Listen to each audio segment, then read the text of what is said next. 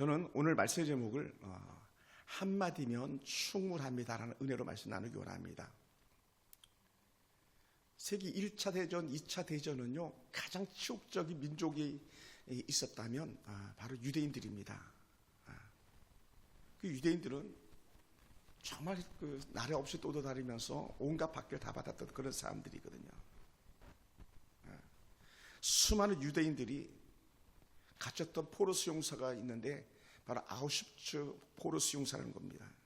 거기서 수많은 사람 학살당하고 또 사람들이 시험 도구가 되기도 하고 말 그대로 생체 실험이죠. 그런 시험을 당하면서 그들이 했던 질문들이 있었습니다. 하나님, 지금 어디 계십니까? 하나님은 왜 이런 사건을 허락하시는지 모르겠습니다. 얼마나 가슴 아픈 고백입니까? 여러분, 진리는 언제나 이깁니다. 정의는 반드시 이기게 돼 있습니다. 어떤 사회주의 공산주의 국가는요, 자유주의 국가를 이길 수가 없습니다. 바람이 아무리 세도 옷을 벗길 수 없습니다. 반면에 따스한 태양은 옷을 벗길 수 있습니다. 연합군이 전쟁을 이겼습니다. 그리고 그 수용소를 탈환했습니다. 그리고 수용소에 수많은 감옥들을 들여다보는데 한 감옥 벽에 이런 찬송시가 써져 있습니다. 그 크신 하나님의 사랑 말로 다 형용 못하네. 그 감옥에서 하나님의 사랑을 노래하는 거예요. 말도 안 되는 저주받아서 망한 백성 같은 그들이 그 죽어가는 감옥에서 그 크신 하나님의 사랑 말로 다 형용 못하네, 이런 고백을 하고 있다는 거예요. 또 이렇게 수용소 벽을 또 다른 곳을 들여다보니까 이런 글이 써져 있습니다. 하나님은 여기도 계십니다. 여러분, 이 분명한 한마디는 그 수용 속에서 갇혀 살았던 모든 사람들의 고통을 한 번에 다 해결하는 가장 멋진 신앙의 고백인 줄 믿습니다. 하나님은 여기도 계시네. 하나님의 크신 사랑 말로 다 형용할 수 없다는 이 고백이 최고의 고백이었습니다. 포천 이동면 낭유리라는 곳에 가면 실로암 메인 소망원이라고 있습니다. 지금은 건물도 잘 짓고 주변에 공원도 잘 해놨는데 예전에는 소 키우는 그 옆에다가 해놨던 아주 그냥 초라한 그런 곳이었습니다. 제가 가서 자원봉사도 하고 제가 가르쳤던 주일학교 아이들도 데려가고 가서 삼겹살 파티도 해주고 했던 그런 사람들인데 지금 인원이 많아가지고 엄두가 안 나죠. 거기에는 수많은 시각장애인들이 집단을 이루고 거주를 하고 있는데 그들은 앞을 못 보는 시각장애인이었지만 그러나 그들에게는 소망이 있었습니다. 그래서 하늘의 소망을 품고 그들은 늘 찬송과 기도하는 그들의 삶의 전부였습니다. 또 간혹은 어떤 이들은 그 안에서 남녀가 눈이 맞아가지고 앞이 보이지 않는데도 뭘 보고 판단해서 사귀는지 모르겠습니다만 눈이 맞아가지고 그 메인 소망을 나가가지고 새 삶을 시작하는 그런 커플들도 있었다고 합니다. 여러분, 하나님의 사람들은요, 어떤 환경과 조건들 때문에 우리의 삶을 포기할 수 없습니다. 저의 삶이나 여러분의 삶이나 저의 생명이나 여러분의 생명이나 저의 가정이나 여러분의 가정이나 우리 가까운 이웃이나 특히 우리가 몸담고 섬기는 주의 교회는요, 포기할 수가 없습니다. 여기다가 한 차원 더 나가서 국가는요, 절대로 포기할 수 있는 그런 공동체가 아닙니다. 포기할 수 없습니다. 저는 더더욱이나 그렇습니다. 저는 조국에 몸을 담고 14년 6개월이나 군생활을 했기 때문에 공산주의가 얼마나 나쁜지를 뼈저리게 경험했던 그런 사람들입니다. 물론 여러분들도 그리라 생각합니다. 여러분, 믿음으로 사는 사람들은요, 장래의 소망이 있기 때문에 포기하지 않는 거예요. 지금 여러분의 삶과 여러분의 형편과 처지가 너무 힘들어도 또 여러분의 가정이나 여러분 주변이나 때로 우리 교회나 또 한국 교회나 이 나라가 지금 볼 때는 최악으로 내닫는 상황처럼 여겨질지라도 우리를 포기할 수가 없는 거예요. 왜 그러냐? 한번 따라합시다. 내일 우리에게 내일이 있습니다. 아멘. 제가 속으로 이런 마음이 들었어요. 야, 아빠가 오늘이 앞으로 살 날 중에 제일 젊은 날이야. 내가 특송을 해봤자 몇 번이나 더 하겠니? 이런 생각이 들었어요. 그럼 사진 한번 박아주면 안 되겠냐? 속으로. 왜요? 우린 내일이 있잖아요. 내일에 대한 기대가 있습니다. 그러다 보니까 오늘 소중히 여기며 살아가는 거예요. 그리고 오늘 소중히 여기는 여러분이 옆에 있는 사람들 소중히 여기는 것이고 여러분이 이웃을 소중히 여기는 것인 줄 믿습니다. 할렐루야. 그래서 제가 아침에 차량 운행을 이렇게 가면 제일 행복한 시간이에요. 왜냐하면 성도랑 한 자리에서 가장 오래 같이 말 섞으면서 있는 시간이 차량 운행하는 시간이거든요. 그게 불과 뭐 길게 잡아야 1시간밖에 안 되지만 뭐 왔다 갔다 하는 거리는 짧지만 그 시간이 제일 행복합니다. 그런데 예한이가 내 차를 안 탔으니 제가 얼마나 실망했겠습니까? 에? 장방만 집사님 슬퍼요.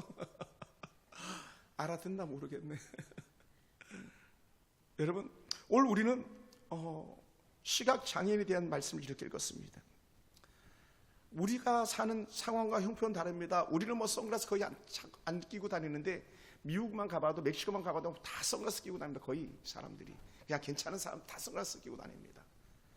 팔레스타인 지역 같은 다 선글라스 끼고 다닙니다. 왜 그런가 했더니요, 이유가 있더라고요. 보니까 거기는 너무나도 강한 태양열과 또 빛이 아주 셉니다. 또 심한 더위를 이겨내기 쉽지 않습니다. 그리고 유황 성분과 염분들이 많은 먼지들이 막 날아다니는 거예요. 우리나라에서 산에서 소금 캤단 말 들어보셨습니까? 저는 못 들어봤어요. 근데 거기는요, 산에 소금은 일상인 거예요. 큰 바위인가 물어보면 저게 소금 바위라고 하는 거예요. 예, 소금 바위. 예. 그러다 보니까 사람들이 시력을 쉽게 잃는다는 거예요. 또 눈병을 옮기기 쉬운 그 파리떼가 자주 출몰하기 때문에 불결한 위생 환경 때문에라도 시력을 잘 잃는답니다. 여러분, 볼 수 있다는 것은 최고의 축복 중에 한 가지인 줄 믿습니다. 그러므로 오늘 본문 속에 나오는 두 시각 장애인이 나오는데 이 사람들의 삶을 보면요, 제가 생각할 때 그래요. 완전히 절망입니다. 말이 실로한 맹소망은 환경과 조건이 좋다고 말했지 그들에 있어서는요, 좋을 수가 없는 거죠. 왜? 그 바운드리 벗어나지 못하잖아요. 그 건물을 벗어나지 못하잖아요. 그 공원을 벗어나지 못하잖아요. 왜? 벗어나면 살 힘이 없으니까. 오늘 이 시각장애자들이 그렇지 않겠습니까? 눈은요, 한번 망가뜨리면 회복될 가능성이 없다는 거예요. 회복될 가능성이 없어요. 우리 치아 잘 관리해야 된다 그러잖아요. 그죠? 이 잘 관리해야 된다. 우리 성도들 보면 마음이 많이 아파요. 부모들이 1대1로 다 만나서 좀 얘기해주고 싶어. 너는 지금 고기를 잘 씹을 수 있지만 엄마 고기 잘 씹냐? 가서 봐봐라. 다 이가 없어가지고 우리 할머니들이 그냥 얼마나 마음이 아픈지 몰라요. 그만큼 치아가 중요한데 더 중요한 건 뭡니까? 시각이. 시각. 그러니 이 사람들이 전혀 가능성, 회복성이 없습니다. 그런데 이들이 예수를 만나면서 완전히 삶이 새로워진다는 거예요. 그래서 오늘 우리는 이 시각장애인 2명을 통해서 우리의 믿음과 우리의 삶을 다시 한번 재점검해 보기를 원합니다. 좀 더 크신 하나님의 은혜를 경험하면서 하나님 나에게도 이러한 은혜가 임하기를 원합니다라는 그런 신실한 신앙 고백이 저와 여러분의 고백되기 원합니다. 그럼 이 시각장애인들이 잘한 게 뭐냐? 가만히 보니까요, 이들은요, 포기하지 않는 그런 믿음을 가지고 살았습니다. 예부터요, 눈 하면 뭐라고 말합니까? 눈에 대한 말들이 참으로 많이 있습니다. 성경에서 눈에 대해서 언급하는 것들이 많이 있습니다. 그 중에 하나, 많이 듣던 것 중에 하나가 뭡니까? 100번 듣는 것보다 한 번 보는 게 낫다. 청각이 열어 있으면 잘 들리겠지만 그러나 보는 거와는 비교가 할 수 없다는 거예요.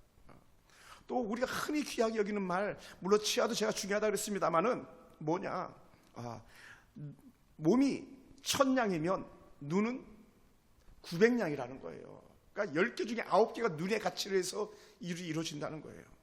그리고 눈을 열어서 주의 율법에 놀라운 것을 깨닫게 해달라고 하는 그 시편 119편의 신앙의 고백들도 있습니다. 예수님은 뭐라 그랬을까요? 예수님은 마태복음 6장 22절에 보면 눈은 몸의 등불이니 내 눈이 성하면 온몸이 밝을 것이다. 그래서 그만큼 눈이 중요한 거예요. 그러니까 눈이 힘들면 힘든 거예요. 사랑하는 성도 여러분, 오늘 꼭 그런 것은 아니지만 그러므로 시력을 잃었다는 것은요, 인생의 절반 이상을 포기하고 살아가야 되는 그런 가슴 아픈 상황인 거죠. 아주 어린 아이가, 그것도 부모가 버린 아이가 친척 집에 거둬줘가지고 살게 된 그런 한 아이가 내 마음에 눈을 여서서 시각장애인이 노래를 부르는 것을 제가 이렇게 본 적이 있었습니다. 어린 아이가, 예안이 많았고 어린 아이가 내 마음에 눈을 여서서 얼마나 그 고백이 안타까우면서도 귀한 은혜가 됐는지 몰라요. 주보게 하소서. 보지 못하는 자의 절규인 거죠. 그래서 오늘 두 소경은요, 예수님께 다가가기 위해서 장애물을 넘어서고 끊임없이 외치는 거예요. 시각장애인들은요, 소외될 수밖에 없습니다. 사람들이 밀칠 수밖에 없습니다. 그런데도 불구하고 수많은 사람들의 군중을 해집고 들어가서 외치는 소리가 뭡니까? 그들의 외침은 한마디, 나를 좀 제발 불쌍히 여겨달라는 거예요. 불쌍히 여겨달라. 마태복음 9장 27절 이렇게 표현했어요. 우리를 불쌍히 여겨주소서. 불쌍히 여겨주소서. 여러분, 불쌍히 여겨달라는 사람에게 우리가 뭔들 못해주겠습니까? 예수님이 그런 것 같습니다. 또 마태복음 20장 30절에도 똑같은 은혜 본문들이 나오는데 거기서 동일하게 시각장애인들이 그렇게 고백해요. 우리를 불쌍히 여겨주시옵소서. 할렐루야. 옆에 사람 인사합시다. 당신은 볼 수 있으니 행복한 겁니다. 진짜 볼 수 있어서 행복한. 눈 조금만 불편해 보세요. 얼마나 힘든지 몰라요. 제가 어제 이 본문 설교를 준비하다가 소파에 가가지고 안약을 이렇게 넣었어요. 눈이 막 얼마나 쓰렸는지. 그래서 안약을 넣으니까 눈이 시원해지더라. 얼마나 편하고 좋은지 몰라요. 그런데 시각장애인들은 불쌍히 여김받을 사람이라는 것이죠. 여러분, 이 본문 전문백은 어떤 역사들이 일어나냐면 예수님께서 가버나움 지역을 방문하셨습니다. 부자 동네입니다. 가버나움은 정말 좋은 동네. 요즘으로 말하면 서울 사랑의 교회 같은 교회를 짓고 사는 그런 지역 주민들이 사는 그런 지역이었어요. 너무 부자들이죠. 그 요즘으로 이제 교회라고 말하는데 당시 회당이라고 말했는데 회당이요, 국회의사당보다 더 멋지게 지어놓은 그런 건물을 가지고 있는 곳이 이 가버나움입니다. 그런데 가버나움은 시각장애인에게는 아무런 의미가 없습니다. 아무리 이쁘게 그림을 그려놓고 아무리 멋있게 건물을 전화도요, 시각장애인에게는 별로 의미가 없죠. 그런데 예수님께 이 동네를 가셨습니다. 그럼 거기서 한 관리가 예수를 불러가지고 설교하시는 예수님에게 청합니다. 지금 내 딸이 죽어가고 있습니다. 내 딸 좀 살려주세요. 간청을 합니다. 그래 예수님께 설교를 하시다 마치시고 그 한 소녀의 집으로 가고 있는 중에 길을 가다가 12회나 된 혈류병 걸린 여인이 예수님 옷장을 만져서 낫는 그런 기적이 일어났었습니다. 그리고는 그 여인의 문제를 다 해결하신 예수께서 그 집에, 소녀의 집에 들어가가지고 완전히 질병 가운데 죽은 소녀를 일깨워 세웁니다. 죽은 소녀의 손을 잡고 이렇게 세우시죠. 그리고는 그 12회 된 혈류병을 고쳤던 여인의 기적이나 또 이 죽은 소녀를 살리는 그런 기적들이 온 동네 소문이 나지 않았겠습니까? 그러다 보니까 죄송합니다. 그러다 보니까 시각장애인들이 가지고 있는 가장 큰 장점은 뭐냐면 청각이 발달한다는 거예요. 그러니까 하나님께서 다 살 군의를 열어주신 거죠. 청각이 발달하다, 이 얘기는 뭐냐면 소문에 아주 익숙하고 소문에 발빠르다는 거예요. 그러니 이 사람들이 예수님의 소문을 듣지 않았겠습니까? 그리고 그런 일을 하실 수 있는 분은 메시아밖에 없다. 절대로 고칠 수 없는 질병을 고치는 것 메시아가 할 일이고, 죽은 자를 살리는 것은 메시아 아니면 할 사람이 없다, 할 이가 없다, 이렇게 믿고 하는 말이 뭡니까? 다윗의 자손 예수여 우리를 불쌍히 여기소서 고백하는 거예요. 남들은 그냥 선생님이요 라본이요 이렇게 말할 때에 이들은 신실한 믿음의 고백, 확신에 찬 고백으로 다윗의 자손 예수라고 부르는 거예요. 놀라운 고백이죠. 그것도요, 제가 볼 땐 그렇습니다. 인정사정 없이 불렀던 것 같습니다. 인정사정 없이. 어떤 마음 가지고 10대 혈류병 걸렸던 여인이 예수의 옷자락만 잡으면 나을 것 같아서 간절히 사람들을 해집고 들어가가지고 예수의 옷자락 잡고 결국 믿음으로 나았던 것처럼, 죽은 소녀의 아버지가 내 딸 죽으면 안 됩니다, 내 딸 죽으면 안 됩니다 간청하면서 그렇게 예수님을 모시고 그 집으로 들어가면서 생떼를 썼던 그 한 아버지의 그 절대적인 간절함처럼 자신의 문제를 가지고 나온 이 시각장애인들은요, 정말 애타는 마음이 아니었겠습니까? 그리고 이들은요, 어떤 장애물, 어떤 문제가 있어도 포기할 수가 없었던 거예요. 왜요? 마음에 소원이 있었잖아요. 나 눈 떠야 돼. 나 볼 수 있어야 돼. 나 살아야 돼. 살아야 돼. 소경이 많은 사람들 속에서 예수님을 따라간다는 것 자체가 쉽지 않은 일이라고 그랬잖아요. 근데 예수님 들어가신 집까지 따라 들어가가지고 살려달라고 애걸복걸하는 이 시각장애인들의 간절함이 오늘 저와 여러분들의 간절함이 되길 주님으로 축원합니다. 그리고 이들이 소리를 지르는 것이 절대적인 믿음이었다는 거예요. 다윗의 자손이요, 우리를 불쌍히 여기소서. 이거 믿음이 아니면 안 되거든요. 믿음이 아니면 안 돼요. 저는 오늘 여러분들이 이 자리에 올라온 것 자체가 믿음이 없이 올라올 수 없는 것인 줄 믿습니다. 오늘 이 사람 역시 마찬가지. 그래서 이들의 외침은 단순한 외침이 아니라 절대 그 안에 믿음이 포함되어 있는 외침이라는 거예요. 할렐루야. 한번 따라해 보시죠. 믿음으로 소리를 지릅시다. 믿음으로 끝까지 달려 들어갑시다. 할렐루야. 여러분, 그러다 보니까 믿음이 언제 증명되냐? 믿음은 장애물 앞에서 주저하지 않는 거예요. 장애물을 뛰어넘어가려고 도전하는 거예요. 할렐루야. 새롭게 도전해 나가는 것이 믿음입니다. 아멘. 우리의 믿음은요, 그러므로 장애물을 넘어가는 거예요. 하나님은 믿음으로 장애물을 넘어가려는 사람들 갖다가 붙잡아 주시는 분이기 때문에 그렇습니다. 하나님은 믿음으로 장애물을 넘어가는 자들 앞에서 놓인 장애물을 아예 그냥 붙잡아 주는 것만 아니라 걷어내 주시는 그런 하나님이신 거예요. 장애물을 만날 때 절망하고 포기하는 사람들이 아니라 주저앉아서 엉엉 울고 있는 사람들이 아니라 얘야 일어나라, 부르짖어라, 나를 따라와라 말씀하시는 그런 주님인 줄 믿습니다. 끝까지 포기하지 않고 하나님을 기대하고 바라는 사람 편에 서주시는 그런 주님이시기 때문에 그렇습니다. 여러분, 제가 왜 오늘 아침에 자꾸 예인이 예한을 얘기를 했냐면, 예인이가 이번 주 금요일 날 중국을 들어간대요. 지금 한 달 못 보잖아요. 한 달, 거의 한 달이죠. 뭐 한 달 더 걸릴지도 모르겠네요. 그래서 예인이가 하는 게 마음이 그냥 아팠어요. 그래서 제가 예인이를 한번 어떻게 보낼까 생각하다 보니까 예전에 제가 중국 가면 쓰려고 모아놨던 위에나가 좀 남아 있었어요. 그래서 제가 그걸 꼭 이렇게 포장해 놨는데 이거 받을 애가 하나 버렸네, 세상에. 그래서 제가 많지 않지만 그 52하나도 있어요. 52하나짜리 4장인가 되더라고요. 102하나는 지난번에 누구 가실 때 다 드려가지고 없고. 여러분, 사랑하면 마음이 가 있고요, 믿음이 가면요 행동하게 돼 있는 거예요. 아멘. 따라 봅시다. 믿음은 행동을 동반하는 거다. 여러분, 죽음을 눈앞에 두었던 히스기야가요, 간절히 울며 불며 애걸복걸할 때 하나님께서 그의 눈물을 보았다고 직접적으로 말씀해 주잖아요. 뭐라고 말씀했습니까? 야, 내가 내 눈물을 봤고 내 기도를 들었어 그러잖아요. 내가 내 눈물을 봤고 내 기도를 들었어.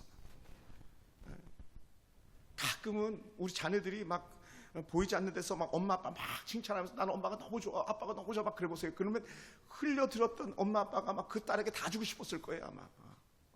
아마 저도 그럴 것 같아요. 여러분, 하나님께서는 그러므로 이 히스기야의 눈물을 보시고 이사야 선지자를 보내가지고 너 생명 연장시켜 줄 거야 이렇게 말씀하시잖아요.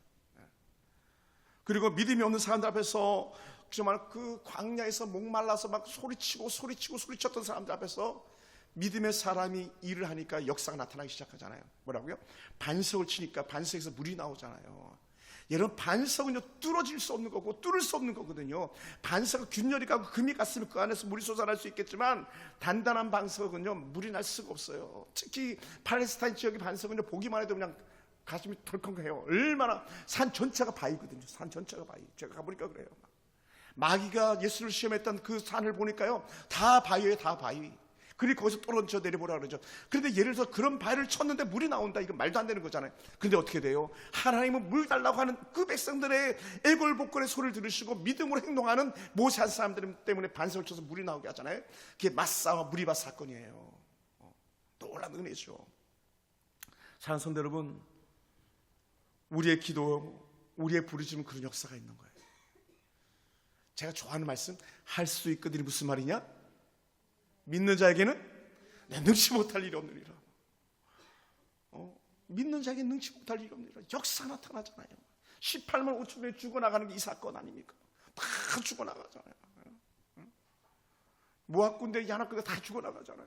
다 이게 믿음의 역사거든요. 그러다 보니까요, 야, 맞아. 우리도 살면서 인생의 절망적인 상황을 만날 때가 있어. 그냥 하염없이 눈물만 흘릴 때가 있어. 뭐 어딜 봐도 소망이 없는 것 같아. 집에 들어가도 소망이 없는 것 같고, 교회 와도 소망이 없는 것 같고, 나를 봐도 소망이 없는 것 같고, 나의 미래를 봐도 소망이 없는 것 같고, 막 그럴 때 예를 들어서 막 콧물 다 짜면서 눈물을 흘리고 있을 때, 그때에 우리는 이 두 소경을 기억해내기 원합니다.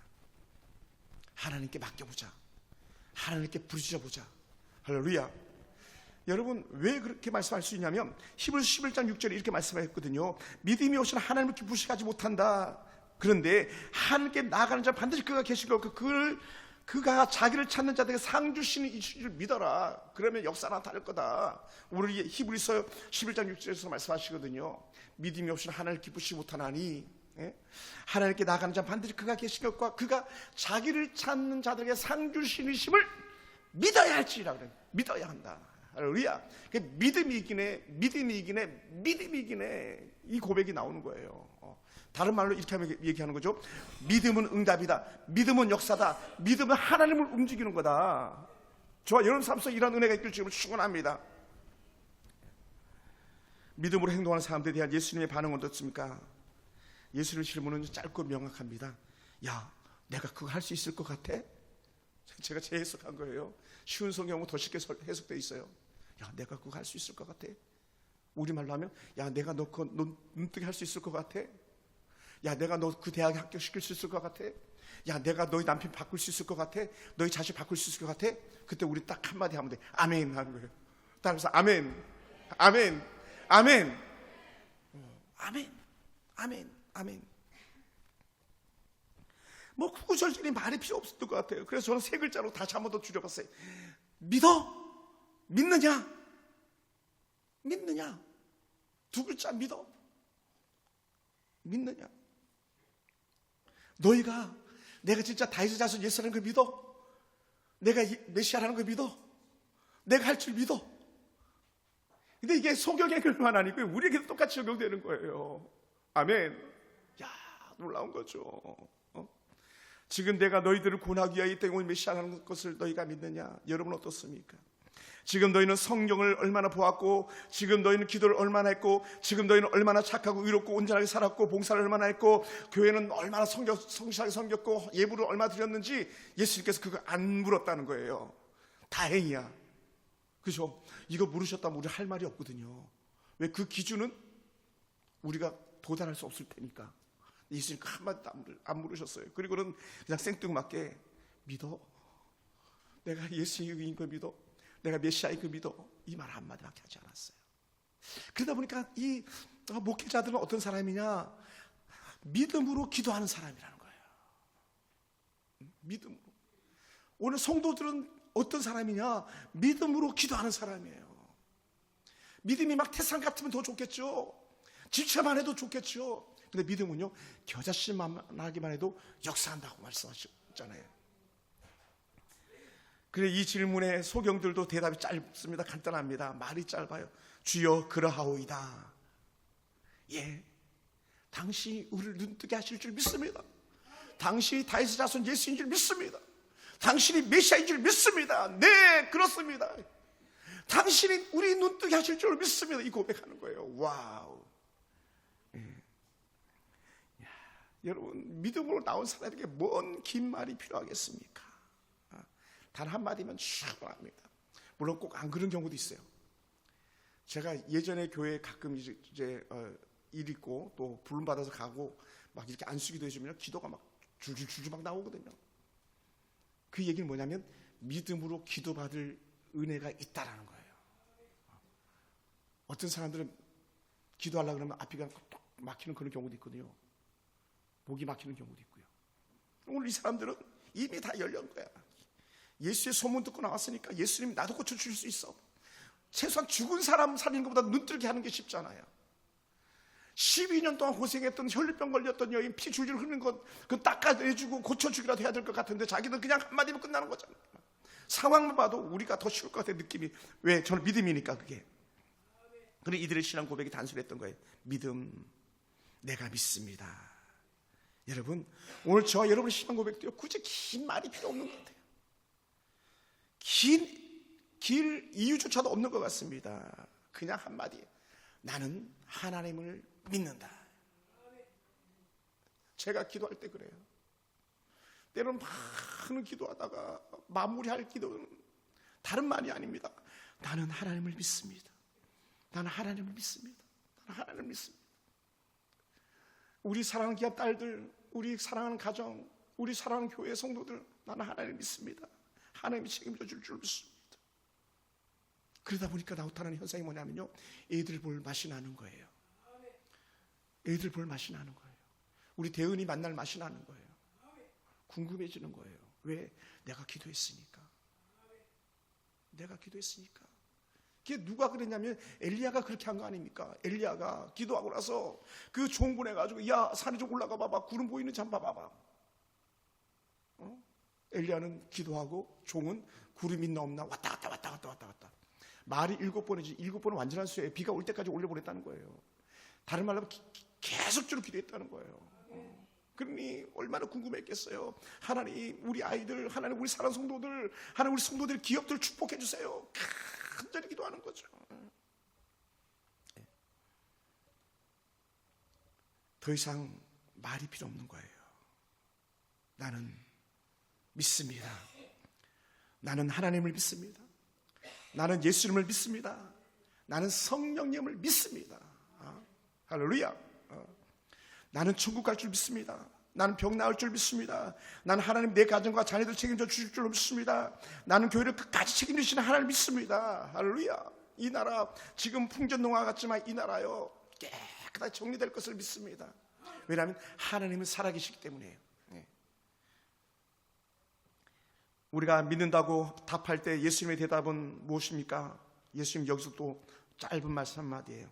9장 29절에서 너희 믿음대로 되라. 아멘. 너희 믿음대로 되라. 이것을 다른 성경에서 이렇게 해석해도 좋을 것 같아요. 너 말한 대로 되라. 너의 고백대로 될지어다.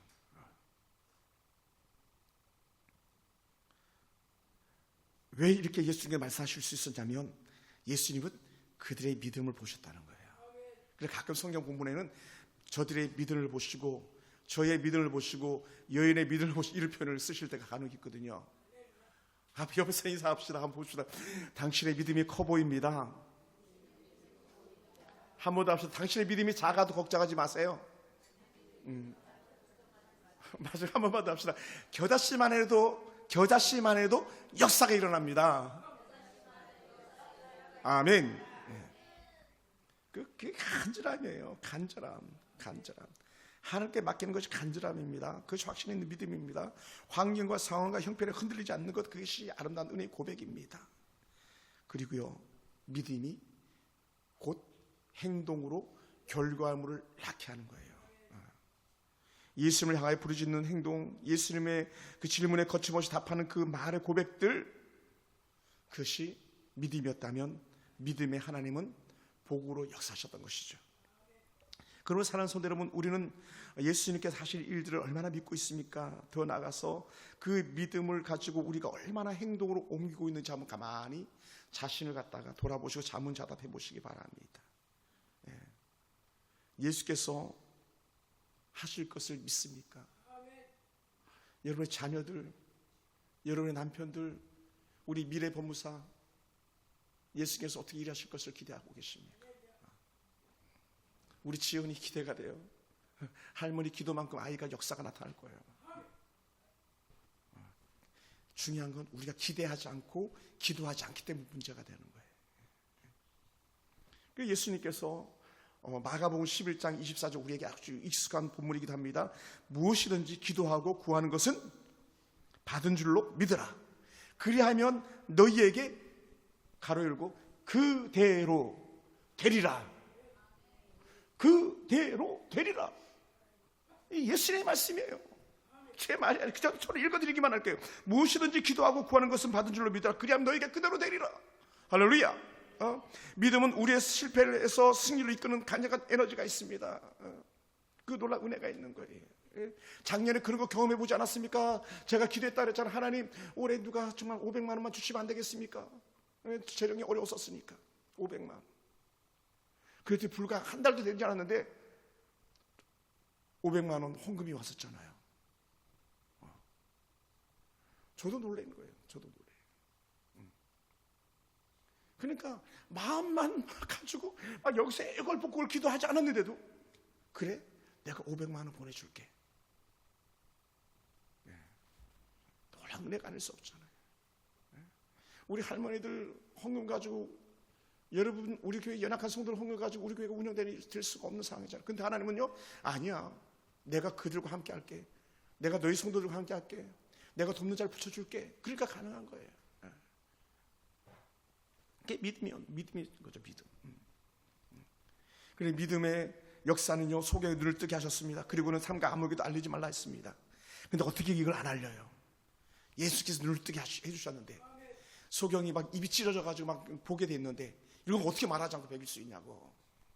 따라서 경험은 선포하는 거다. 자랑질하는 거다. 믿음의 역사는요, 자랑질하는 거예요. 아멘. 그래서 하나님을 드러내는 거예요. 나를 높이는 게 아니라 하나님을 드러내는 거예요. 기도응답은요, 하나님을 드러내는 거예요. 간증은요, 하나님을 드러내는 거예요. 이거 또 자기 자랑하고 있는데 이게 아니에요. 하나님이 하신 것을 드러내는 것이 믿음이었고 역사였습니다. 저는 우리 교회 가운데서 그런 역사들이 일어나길 주님을 축원합니다. 하나님께서 내게 이렇게 은혜 주셨어. 하나님께서 우리 아이들 이렇게 바꿔주셨어. 하나님께서 우리 교회 이렇게 인도해 주셨어. 이 고백이 저와 여러분 고백되길 주님을 축원합니다. 할렐루야. 그리고 이들의 삶이 완전히 달라지는 거죠. 그럼 사랑하는 성도 여러분, 우리들도 이런 은혜를 경험하면서 놀란 역사가 우리 가운데 나타나기 원하는데, 그게 뭐냐? 믿음을 가진 내가 우리 가정을 변화시키자. 뭘로? 하나님의 은혜로. 또 믿음을 가진 내가 세상을 변화시키자. 뭘로? 하나님의 은혜로. 우리 쿠데타 막 이게 아니고, 계엄 이게 아니고, 하나님 은혜로 하나하나 단추를 풀듯이 때론 깨듯이 풀어가는 은혜가 있기 원합니다. 우리가 받은 은혜를 나눈 삶이야말로 진짜 믿음의 사람의 마지막 엔터키 치는 은혜인 줄 믿습니다. 받은 건 많은데 감사할 줄 모르는 사람들이 얼마나 많이 있습니까? 요즘은 감사가 실종된 시대로 말하지 않습니까? 하나님 믿어서 하나님의 기도 안에서 응답 받았음에도 불구하고 감사하지 못할 때가 많은데, 오늘 우리의 사람들은 하나님 내 이거 눈뜨게 해주셨어, 나 이거 눈뜨게 해주셨어, 이 고백이 막 절로 나오는 것처럼 저 여러분 신앙 고백 속에서도 2025년은 그래, 하나님이 나와 함께 하셨어, 이것이 막 입에서 맨날 나왔으면 좋겠어요. 맨날 이렇게 사투리가 매일 나왔으면 좋겠습니다. 사랑하는 성도 여러분, 그럼 우리가 올 한 해는 믿음으로 기대하며 살아갑시다. 그리고 예수님의 말씀을 우리도 한번 들어봅시다. 내 믿음대로 되라. 한마디, 너 믿음대로 되라. 할렐루야. 만약에 우리 자녀들이, 우리 둘째 하은이가 아빠 나 기도하고 왔어요, 아빠 용돈 주세요, 이렇게 하면 주셔야 돼. 기도했으니까. 왜? 믿음으로 아빠가 주실 걸 믿고 기도하고 하나님의 마음을 움직였으니까. 믿음의 모습이 그런 거예요. 여러분, 올 한 해 우리도 시각장애인처럼 간절하게 믿음으로 구하는 그런 성도가 되기 원합니다. 오늘 우리가 함께 믿음으로 예배하고 믿음으로 삶의 현장에서 예수를 자랑하는 그런 성도가 되길 주로 축원합니다. 그러므로 그것이 하나님께 영광이 되다라는 거예요. 우리 교회를 통해서 하나님이 드러나다. 아멘. 여러분의 삶을 통해서 하나님이 영광을 받으시다. 이건 뭘로? 여러분의 고백, 여러분의 간증, 뭐 좀 요즘 유행하는 말로 하면 여러분의 예수님 자랑질, 하나님 자랑질, 성령님 인도하심에 대한 자랑을 통해서 하나님 영광 받으시고 우리의 마음은 기쁨이 충만하게 될 줄로 믿습니다. 여러분, 그런 믿음으로 우리가 2025년 멋지게 승리하길 주로 축원합니다. 한마디 하실 하나님을 기대하면서 하나님 감사합니다. 박수 합시다. 할렐루야. 감사합니다. 기대가 됩니다. 기도하겠습니다.